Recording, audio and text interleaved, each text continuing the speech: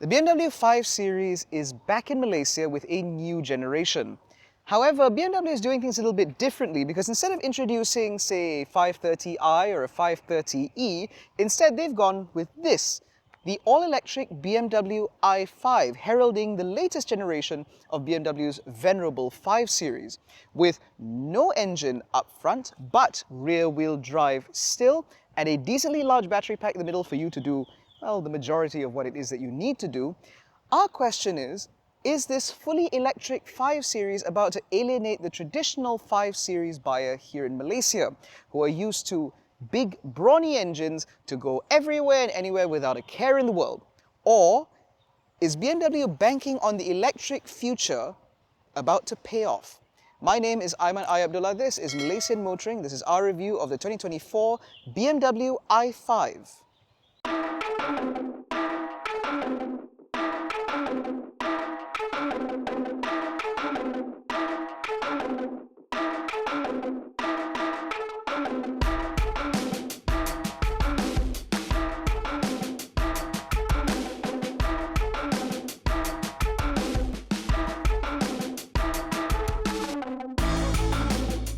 Now, before we get into the aesthetics and all of that nonsense, we have to first cover the basics. Now, the BMW i5 is a full electric vehicle, as I mentioned earlier, which means that under the floor, you get an 83.9 kilowatt-hour battery in this eDrive40 variant.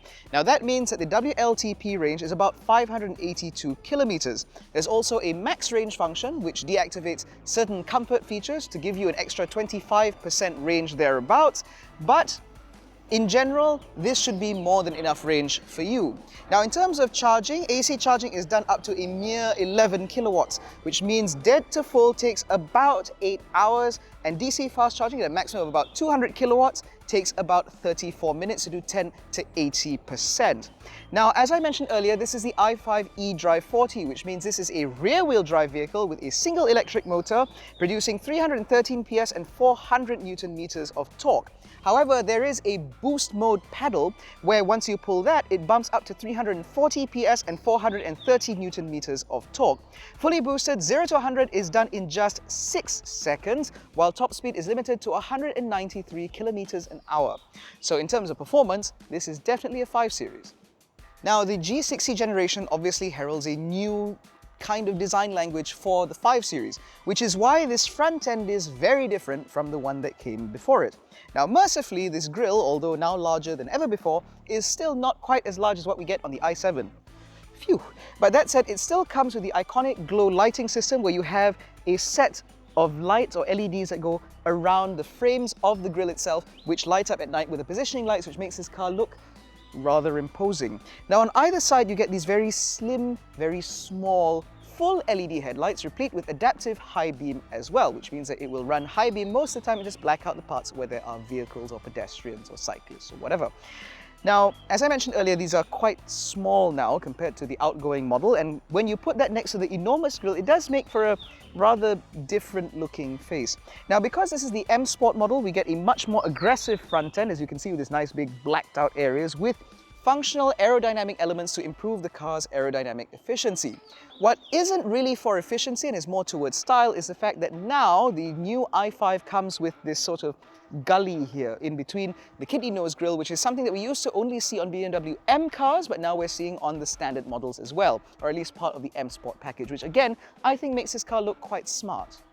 But I think it's the side-on view where I think the i5 is most successful because it retains the typical 3-box shape that you'd expect from a 5 Series, but it's actually the front end which I think is the most successful of all, because the black elements and the bumper and the grille create this sort of concave effect which makes the car look really menacing, particularly when you catch the reflection, for example, in shop windows and so on. It looks really good.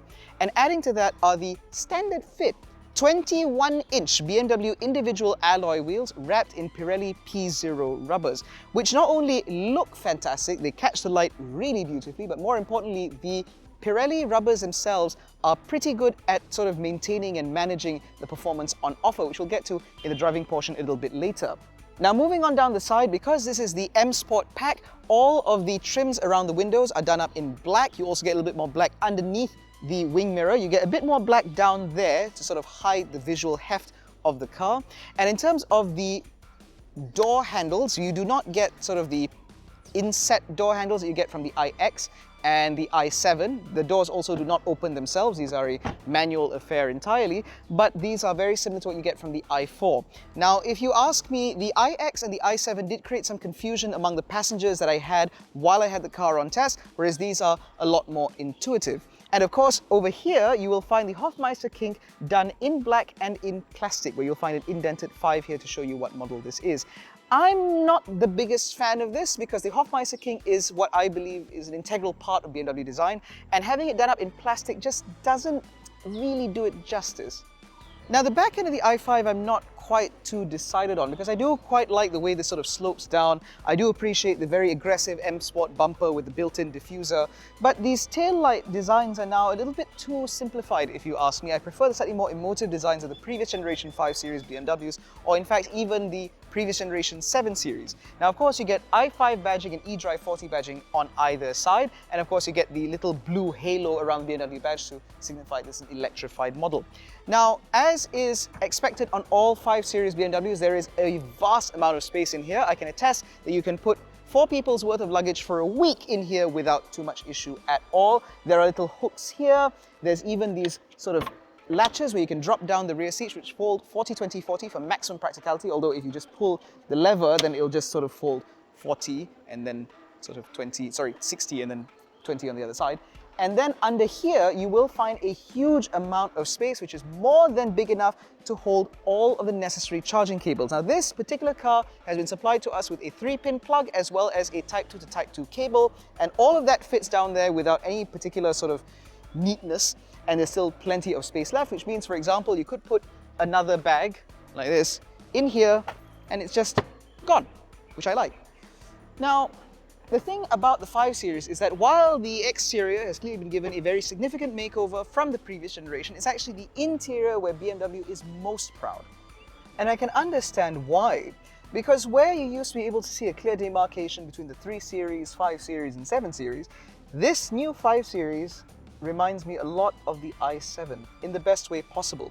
So firstly, you have the new BMW curved display up ahead of you with this massively wide central screen, which is not only touch operated, but you still get the touch controls here, unlike what you get from an iX1, which means that you get the option of how you'd like to input data and so on. Having a touchscreen especially is very helpful when you use the standard fit wireless Apple CarPlay or Android Auto, because you can manipulate it in the most intuitive way possible.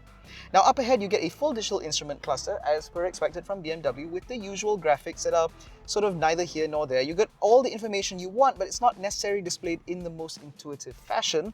But at least you do get the BMW M tricolor little details on the top and bottom.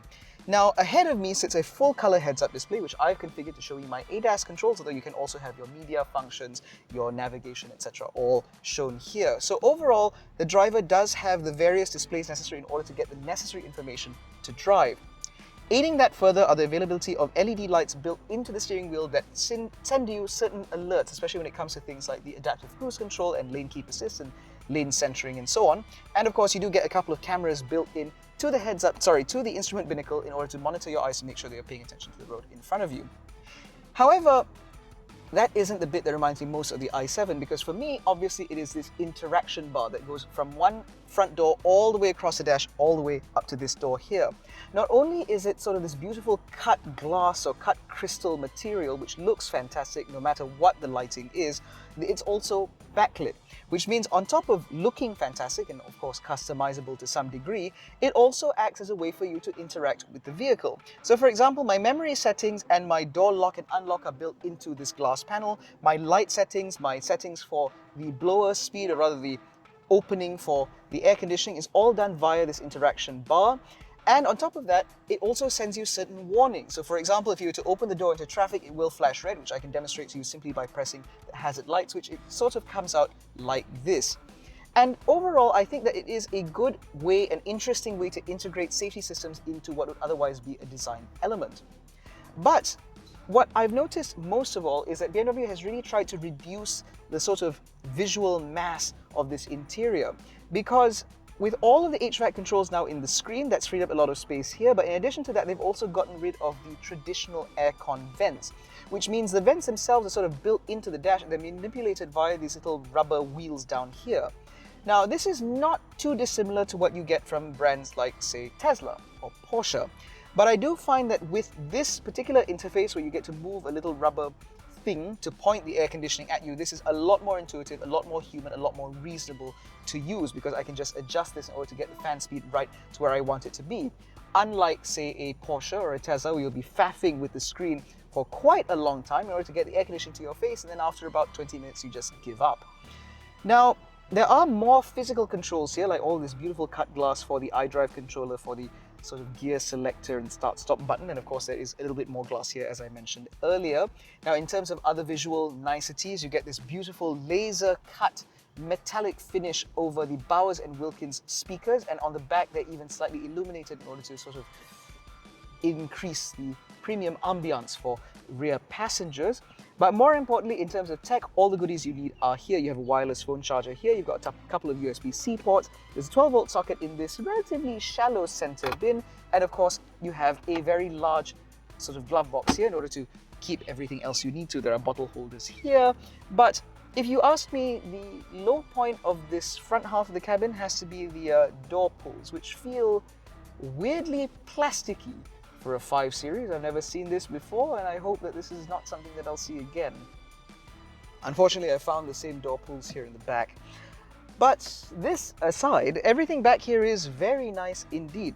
With this seat set up in my driving position, I have acres of kneeroom and I have a good amount of headroom as well. And despite the fact that this is an electric model where you'll normally find the floor raised up, here there is a pretty good amount of under-thigh support even with my feet pushed as far back as possible. But that said, the front seats are mounted on slightly elevated rails, which means you can tuck your feet in underneath the seat in front of you and stretch out like this, and the angle of the seat means that life back here is very comfortable indeed. Now, for individual buyers, you can also specify various accessories that can be fitted to the back of the seats themselves via these accessory mounts, which include things like coat hangers, but also include other things like, say, an iPad holder, so you can entertain children back here, for example, should you want to, because there are ISOFIX mounts on the 2 outer seats, and of course there are manual sun blinds in order to block out the sun from the little baby children. But for adult passengers, you will find that, again, space here is pretty good. You've got a couple of cup holders via this deployable center armrest, you have bottle holders here, and you have a couple of USB-C ports underneath the center aircon vent, beneath which you will find another touchscreen to control your HVAC system. We'll be able to control your fan speed, your temperature, as well as your air direction. And before you come at me for the crotch coolers, there are also vents in the B pillar to ensure that you get air conditioning at face height. This was previously something that you'd only see in Volvos, and I'm very glad to see this finally in a 5 Series.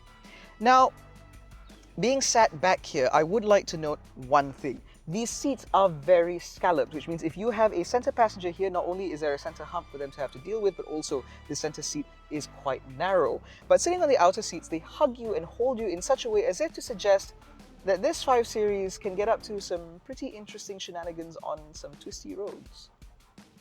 So as I mentioned earlier, BMW is betting heavy on electric mobility, which is why a lot of their first coming new generation models are fully electric before eventually later introducing the combustion models.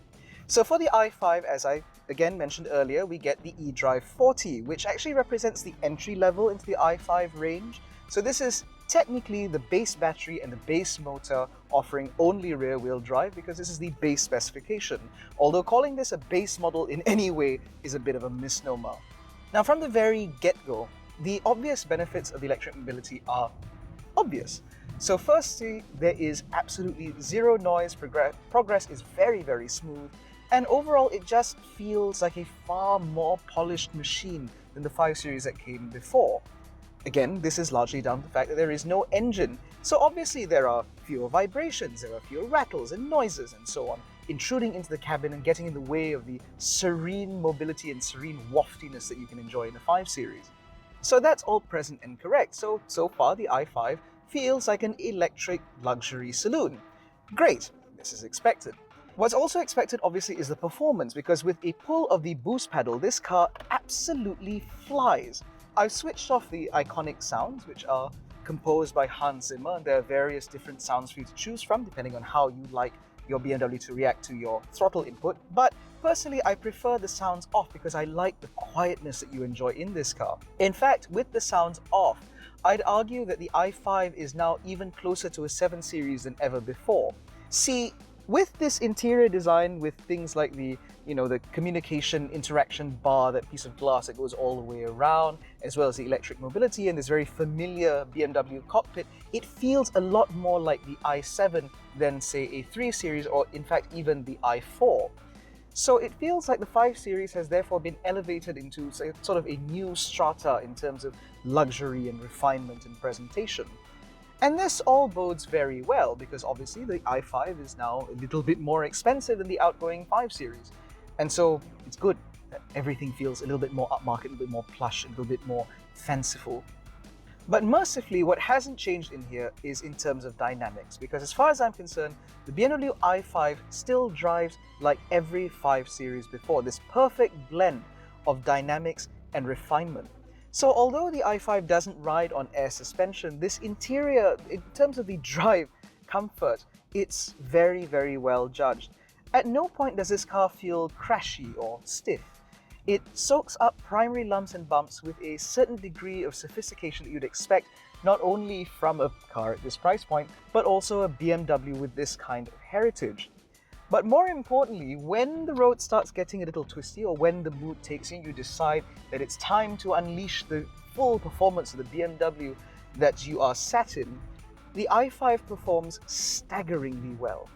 Now, this is obviously not the first mid-size electric saloon that we've driven, and comparably in terms of, say, size, it is a little bit closer to a Porsche Taycan. But in terms of the dynamics, this car feels a lot more like a conventional vehicle. It's not quite as sharp-edged like the Taycan is, because that's more of a sports car. This balances things very, very beautifully indeed, which means lane keep assist, keeping me in lane there. I'm sure that's something that BMW owners will hear a lot. But that balance means that the new i5 retains some of the beautiful tenets and hallmarks of the 5 Series that have come before it. Things like that ability to do basically everything. It doesn't matter if you're enjoying a nice, windy B-road or if you're just hurtling down the motorway, getting to a meeting or to the office, or whether you're stuck in traffic. Overall, this is a really great place to be. And thanks to these seats, which are very nice, hugging and very supportive, at no point does it feel like this car's about to get away from you. It doesn't have the adjustable side bolsters that you get in, say, the BMW iX or the i7, but they are plenty good enough to keep you in place. And again, they offer the degree of comfort and support that you'd expect for a car like this. The only fly in the ointment to me is in terms of range, because sure, the WLTP range may be kind of tickling on 600 kilometers, but in reality, you're more likely to get about 450 to 500-ish kilometers on a single charge, unless, of course, you drive with the sort of patience that some of my colleagues do, which I certainly don't. And so, realistically, with a range of about 450, 500 kilometers on a single charge, it does beg the question whether or not this is something that you can do longer distances in. Now, I've taken a 530i from KL to Penang, 4.5-ish hours thereabouts, and I enjoyed the experience immensely because it was a vehicle that could do those sort of distances effortlessly. And it did so while consuming very little petrol, which means that by the time I got there, I still had about half a tank, if not a little bit more. Memory doesn't serve me very well right now. I have a suspicion that the i5 over a longer distance trip will not be able to return the same sort of frugality, which means you will have to stop possibly halfway through to juice the car up to make sure that you arrive at your destination with an adequate amount of charge. Now, speaking of charging, as I did cover this earlier, DC charging is up to 205 kilowatts, although realistically it's probably about 200, which means you can go from 10 to 80% in about half an hour. But I believe that the issue with this car to me is in terms of the AC charging. Now, we've seen vehicles like the Renault Zoe and the Smart #1 offer 22 kilowatt AC charging, which in this car would theoretically be able to reduce the battery from dead to full in about 4 hours. Instead of 11 kilowatts, it takes about 8. Now, of course, many will argue that 8 hours is more than enough, given the fact that most people will be driving this back home and then charging the car overnight. But the convenience of having 22 kilowatt charging, particularly with a battery this big, means that you could then be able to put in a more significant amount of charge over, say, a lunch break, versus having to go home or having to go to work and then plug in order to get, like I said, a significant and more reasonable amount of charge. But as I said, DC charging is fine, AC charging is all right, within reason, I think, but it would have just been a nice to have. What is also nice to have, which I'm glad is present and correct here on this i5, is BMW's full suite of active safety systems. So the i5 comes with all of the ADAS features that we've seen from the i7, which include things like traffic jam assist and adaptive cruise control and blind spot monitoring and blah blah blah. But more importantly, it also comes with things like the lane change assistant, which is especially helpful when you're driving on the motorway and covering a significant amount of distance. Because at least that means that when you get in the car and you set your cruise control to 110 kilometers an hour, for example, you can really trust the car. And I appreciate the fact that I can get my ADAS view in my full color heads-up display, so I know what the car sees, I know what the car's about to react to. I can preempt the car if needed, or I can just simply leave the car to react based on what I know the car is seeing. And then on top of that, you have the lights that are embedded into the steering wheel, which light up to let you know about various different warnings and functions and so on, which again help immensely. And because the i5 is now a significantly larger car than the previous generation 5 Series, it also helps that this gamut of active safety systems also include things like the reversing assistant, which I've no doubt will help plenty a driver when they've accidentally gone the wrong way down a very narrow street or alleyway. So as far as I'm concerned, the BMW i5, like the i7 and the iX and the i4, really do cut a much more sporting, much more athletic jib within the EV segments that they compete in. Because if I were to compare this to the Mercedes-Benz EQE, the Merc doesn't quite have the same sort of dynamism as the i5. It doesn't quite have the same clean turn and the same clean and sharp reactions that I'm getting from this car. And of course, the EQE being all-wheel drive in some guises does mean that of course you might get a little bit more grip, but it just doesn't make the front end quite as precise as this car. And on top of that, compared to vehicles like, say, the Jaguar I-Pace, which is broadly the same price, which is a sharper car to drive, this has far better charging rates and you get a much better range out of it. And on top of that, the slightly more advanced systems and advanced hardware in the i5 also means that you pay less of a penalty by using things like the HVAC system. So, do I think that BMW has made the right choice by introducing the 5 Series in Malaysia, initially at least, as an all-electric model? I think they have. They've certainly made a case for themselves with the iX and the i4 and the i7 by showing off the fact that BMW's electric vehicles are just as capable as their combustion counterparts. And by offering these vehicles as EVs first up, it means that the most gung-ho of buyers will be forced to commute or to move into electric mobility and enjoy the serenity and the efficiency that comes with EV motoring, whether they like it or not. And I've no doubt that for the 5 Series, there'll be a lot of company car buyers looking to cash in on various different incentives and various other grants and so on, either offered to companies or individuals or companies that manage fleets. And so this is perhaps a very accurate offering within the segment. But of course, I've no doubt there will be some buyers who prefer the, we'll call it peace of mind, of having a combustion engine, knowing there are petrol stations everywhere and so they can do long distance drives and so on without a care in the world. And so for those buyers, I ask and urge you to hold out for the 530i and 530e that are inevitably making their way into our market, because I've no doubt that those cars will serve you a little bit better. But for everyone else, perhaps 90% of BMW 5 Series buyers, the i5 will serve your purposes just fine. It does require a little bit of adaptation in terms of lifestyle, but overall, this is an excellent car. It's quiet, it's refined, it's fun to drive when you want it to be, and when you don't, it is still a very accomplished, very polished family saloon. I think the i5 absolutely nails the 5 Series brief, perhaps more so than the i7, where it felt sort of like a display piece of just how capable BMW's EVs are. This is the most convincing transition for me, or transitionary vehicle for me, from combustion into electric, by offering a similar amount of range as you would from a petrol-powered variant, while offering a bit more performance and all the specifications and nice things and shiny bits that you'd want from a mid-sized luxury saloon. I think the i5 is a very easy car to recommend. And despite my love affair with full-size saloons, this is swaying me very convincingly indeed. It's just a shame that I can't afford the 5,000 odd ringgit a month required on the BMW financing plan. But in any case, that so concludes our review of the 2024 BMW i5 eDrive40 M Sport. It's a very, very long name. If you enjoyed this video, please give it a thumbs up, subscribe to the channel, hit the little bell icon so you're notified every time we make a new upload. Don't forget to follow us on Facebook, Twitter, and Instagram, and you can join our new WhatsApp channel. All the links are in the description below so you never miss an update from us. Thank you so much for watching. We will catch you in the next one. Take care, stay safe, and jangan bodoh.